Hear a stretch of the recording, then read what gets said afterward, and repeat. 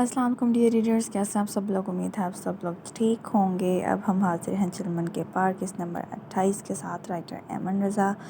ملکیت کی قسط تو آج نہیں آئی جناب، لیکن اگر آپ لوگ لائکس اور کمنٹس کرنے میں کنجوسی کرتے رہے تو کل بھی ایپیسوڈ نہیں آئے گی کوئی بھی۔ ایسا تو پھر ایسا ہی صحیح، کیونکہ آپ لوگوں نے ہماری نہیں مانی تو پھر ہم لوگ بھی آپ کی کیوں مانیں۔ تو چلیں، آج میں نہیں کہوں گی کمنٹس اور لائکس کا، اگر آپ کو ایپیسوڈ چاہیے ہوگی تو آپ خود ہی کر دیجیے گا۔ ایپیسوڈ شروع کرتے ہیں۔ ڈاکٹر نے اسے بتایا تھا کہ وہ ایکسپیکٹ کر رہی تھی۔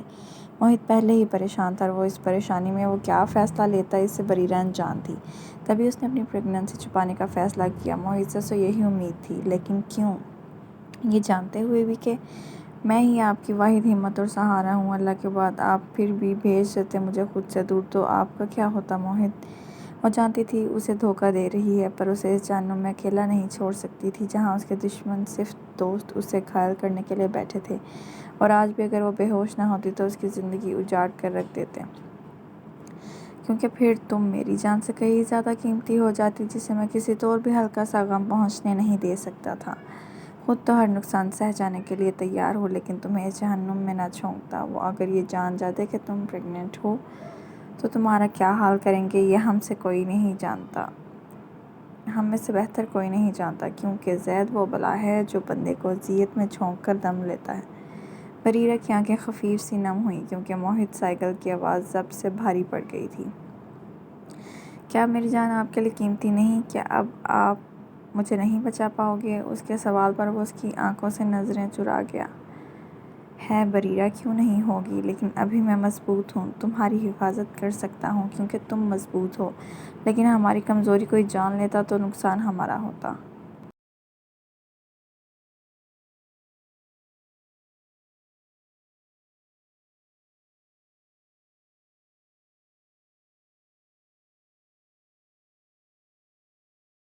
تب میں کمزور پڑ جاتا اور مجھے کمزور دیکھ کر تم ہمت چھوڑ دیتی۔ میں جانتا ہوں تمہیں خود سے بھی زیادہ، اس لیے فکر کرنا چھوڑو، اب جو ہوا انہیں اس بارے میں بات نہیں کرتے۔ میں چاہتا ہوں جب تم ماں بننے کی خوشی پاؤ تب ہم کسی آزمائش میں مبتلا نہ ہوں، ہم سب مل کر رہیں ایک ساتھ ان آزمائشوں اور پریشانیوں سے دور، بالکل ہیپی سائیکل فیملی کے طور پر۔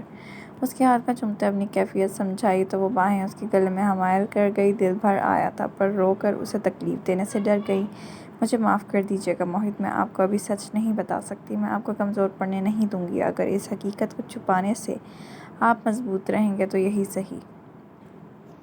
وہ اس کی خوشبو محسوس کرتی قرب سے سوچے الگ ہوئی اور اس کے گال پر پیار دیا۔ جو بھی ہو جائے موہت، ہمیشہ یاد رکھیے گا کہ میں آپ کے ساتھ ہوں۔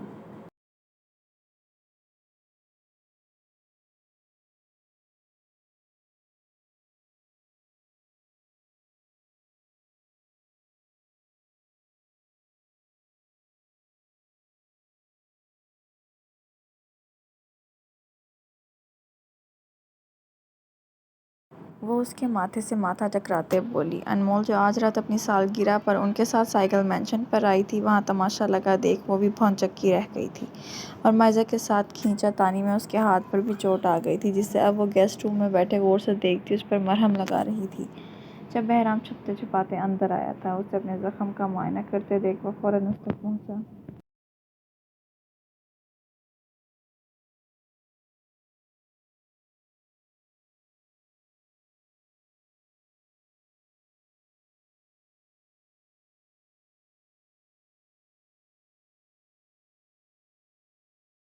کیا ہوا، زیادہ تو نہیں لگی؟ یہ یقیناً اس مائزہ چڑیل کے لمبے ناخنوں کے نشان ہیں، پتہ نہیں بھیا نے اس جاہل کو کیوں رہنے دیا، اس کی تو انگلی اکھاڑ کر رکھ دوں گا میں، جس نے میری بیوی کا ہاتھ زخمی کر دیا۔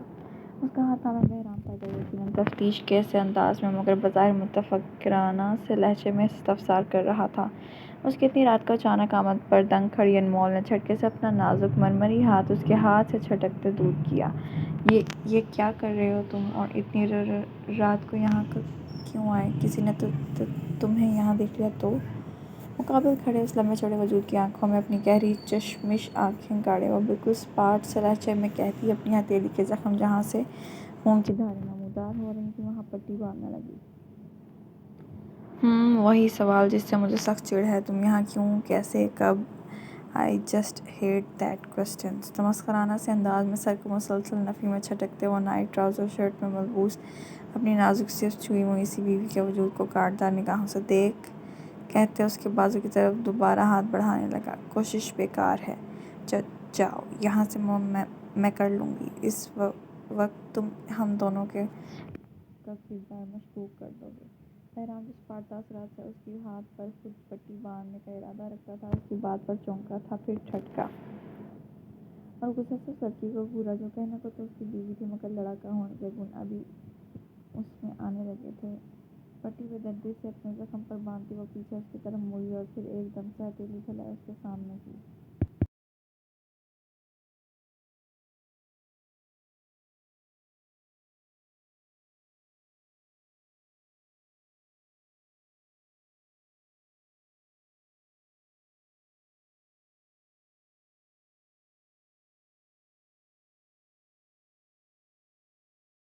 तो देखो ठीक हो चुका है, अब जाओ यहाँ से, वो जिद्दी लहजे में उसे भगाने के लिए बोली। यू वो दांत पीसते गुस्से से दौड़ा। दिमाग ठीक है तुम्हारी लड़की? वो झटके रोने से खैर उसके पास होगा। दोबारा एक एक गिरा खोल कर उसकी दोबारा पट्टी कर गया और फिर उसके चेहरे पर झुका। इससे पहले तो वो कुछ कहती, वो उंगली उसके होंठ पर रखते उसे खामोश करवा दिया। कोई भी फजूल अल्फाज बोलने से पहले ये याद रखना तुम इस वक्त कहाँ और किसके घर में खड़ी हो। याद रहे ये साइकिल मैंशन है मेरा ठिकाना। 2 मिनट लगेंगे मुझे तुम्हारी बोलती बंद करने में। तुम्हारे लफ्ज़ों को सुनने का हुनर मुझे अच्छी तरह आता है। सही कहा ना मैंने बीवी? उसके माथे से लेकर खींचते लकीर खींचते वो उसके गाल पर उंगली थपकते उसकी शिद्दत से सुर्ख पड़ते चेहरे को देख उसका जब आजमाता आंख मार के बोला।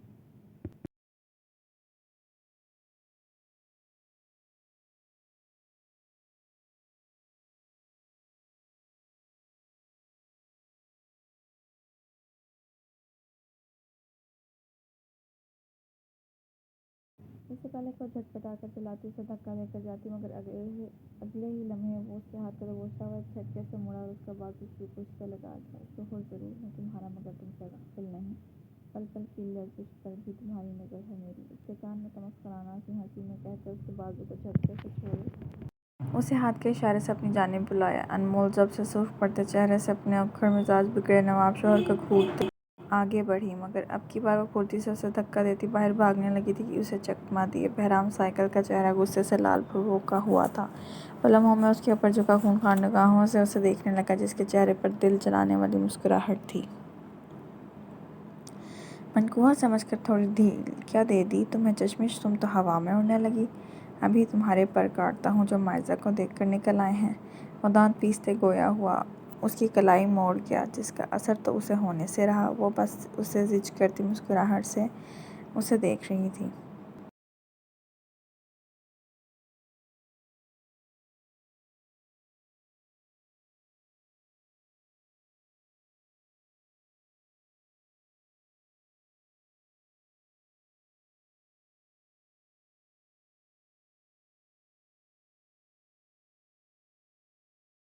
मत भूलो मनकूह, अभी तुम मेरे शोहर नहीं रोहब झाड़ रहे हो। उसकी स्याह निगाहों में अपनी दिलनशी निगाहें जमाए वो शिद्दत से बोली। तो बहराम ने उसके बाजू को मोड़ उसकी कमर से लगाया। तुम्हारी जुबान को लगाम देना लाजमी हो गया है। इससे पहले कि अनमोल कुछ कहती, मोहित की गरजदार आवाज़ वहाँ गूंजी। क्या हो रहा है यहाँ? दोनों ही उसे दरवाजे में इस्तादा देख शुस्तर रह गए थे। अनमोल तो शर्म से डूब मरने वाली हो गई थी। मोहित को देखते वहाँ उन दोनों को सांप सूंघ गया था। मुझे इस सब की वजाहत चाहिए, वो ख़तरनाक हद तक संजीदा लहजे में बोला। तो अनमोल की जान पर बनी थी, जबकि बहरामों से तसल्ली रखने का कहकर मोहित के पीछे ही निकला था। भैया ऐसी कोई बात नहीं है। आपने जो सब भी देखा वो सब वैसा नहीं जैसा आपको नज़र आ रहा है।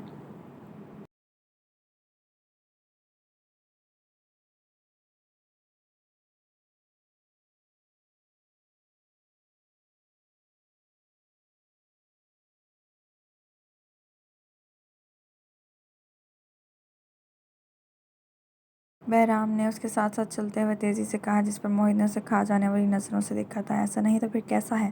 اور مجھے کیا سب نظر آ رہا ہے؟ کیا تم مجھے بتانا پسند کرو گے کہ تم انمول کے اتنے نزدیک کیوں گئے، وہ بھی کسی محرم رشتے کے بغیر؟ مجھے سوچ کر ہی شرم آ رہی ہے، بریرہ کیا سوچے گی؟ اور تمہیں کرتے ہوئے نہیں آئی؟ موہت نے اسے تعصب سے دیکھتے ہوئے کہا تو بہرام نے بے ساختہ نفی میں سر ہلایا۔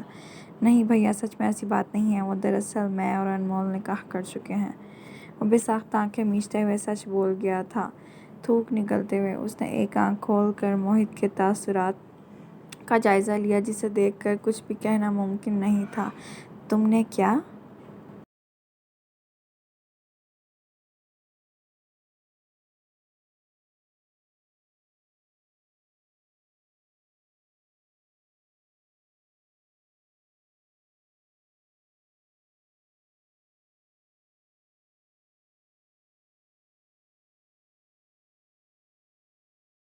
وہ بے ساختہ حیرت سے بس اتنا ہی بولا تھا، جس پر بہرام نے شرمندگی سے اس بات میں سر ہلایا۔ تم اتنے بڑے کب سے ہو گئے کہ اپنی زندگی کے فیصلے خود سے لینے لگے؟ ابھی تمہاری عمر ہی کیا ہے؟ تم کوئی کام کرتے ہو اور شادی بھی کر لی، وہ بھی مجھ سے پوچھے بغیر؟ اور بریرہ، اس کا کیا؟ کیا تمہیں اس کا یقین توڑتے ہوئے ذرا بھی شرم نہیں آئی؟ جو تم نے اس کی بہن کے ساتھ کیا ہے، کیا وہ تمہیں معاف کر پائے گی؟ اس کی بات پر بہرام نے کرب سے آنکھیں میچی تھیں۔ کیا اس کی سب سے بڑی غلطی تھی کہ اس نے گھر میں کسی کو بھی نہیں بتایا تھا، مگر میں اس سے پیار کرنے لگا تھا؟ اس نے ایک بھونڈا سا جواز دیا، جس پر موہت اسے تلخی سے دیکھ کر رہ گیا۔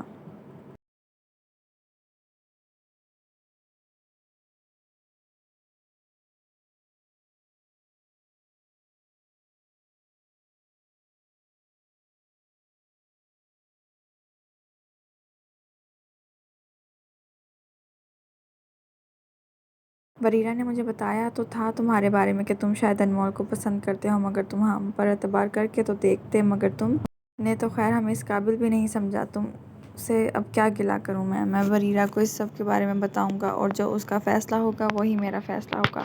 تب تک کے لیے تم انمول کے قریب بھی نہیں پھٹکو گے، یہی میرا آخری فیصلہ ہے۔ وہ اسے اس کا فیصلہ سناتا جا چکا تھا، جبکہ بہرام پیچھے بے چینی میں گر گیا تھا، کیونکہ وہ نہیں جانتا تھا کہ آگے اس کی زندگی کون سا نیا موڑ لینے والی تھی۔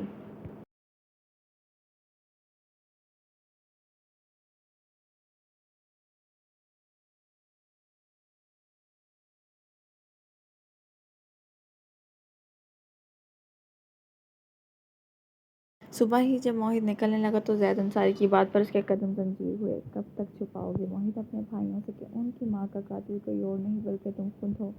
اس کی بات پر موہت اسے تیز نگاہوں سے دیکھنے لگا تھا اور ایک محتاط اطراف میں دوڑائی۔ اپنی زبان کو لگام دو زید، یہ نہ ہو کہ میں اسے لگام دوں۔ وہ ایک ایک لفظ چباتے ہوئے بولا۔ نہیں تو کیا، میرے چپ ہو جانے سے حقیقت بدل جائے گی؟ کہو گے تو تم ان کی ماں کے قاتل ہی۔ صحیح کہا نا میں نے؟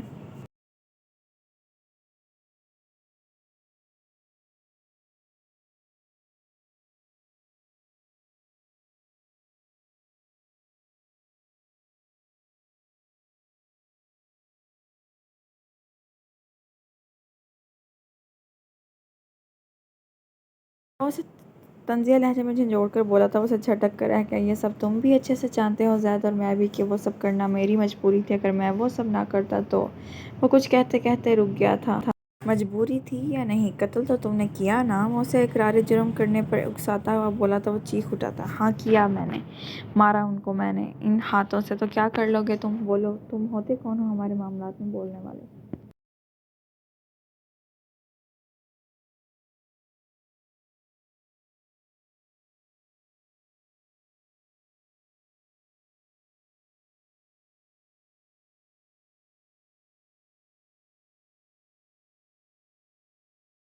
وہ اسے دھکا دیتے بولا تو وہ عیاری سے مسکرا دیا تھا۔ اس نے اسے جتاتے ہوئے پیچھے کی طرف اشارہ کیا تو وہ جھٹکے سے پلٹا، جہاں یلماز سمیت بہرام اور شارق بھی کھڑے تھے، جو تینوں سرخ نم آنکھوں سے اسے دیکھ رہے تھے بے یقینی سے۔ یہ کیا کیا بھیا آپ نے؟ کیا کیا یہ؟ بہرام چلاتے ہوئے بولا تو موہت نے سر نفی میں ہلاتے بے بسی سے انہیں دیکھا۔ کیوں دیا آخر ہمیں اتنا بڑا دھوکہ؟ تو یہ سچ چھپا رہے تھے آپ، اس لیے ان کم ظرفوں کو آپ نے ہمارے گھر میں جگہ دی؟ تو یہ تھی وہ کراہیت آمیز سچائی؟ یلماز سرخ بہتی آنکھوں سے موہت کے قریب آتے ایک ایک لفظ چبا کر ادا کرتا بولا، میری بات… وہ کچھ کہنے لگا تو بہرام نے اس کی بات کاٹی۔ کیا بھیا، کیا سنانا چاہتے ہیں اب آپ ہمیں؟ کہ ہماری ماں کو آپ نے نہیں مارا؟ وہ آپ کی بھی تو ماں تھی نا، پھر یہ ظلم کیوں کیا؟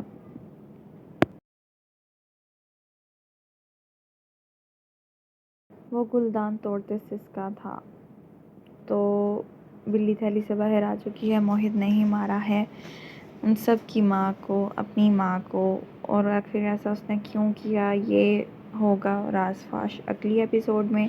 اس کے لیے یہ ضروری ہے کہ آپ لوگ اپنا کرائٹیریا خود پورا کر لیں، تو نیکسٹ ایپیسوڈ بھی خود آ جائے گی۔ اس کے علاوہ میں اور کچھ نہیں کہوں گی، اب تک کے لیے اتنا ہی۔ اللہ حافظ۔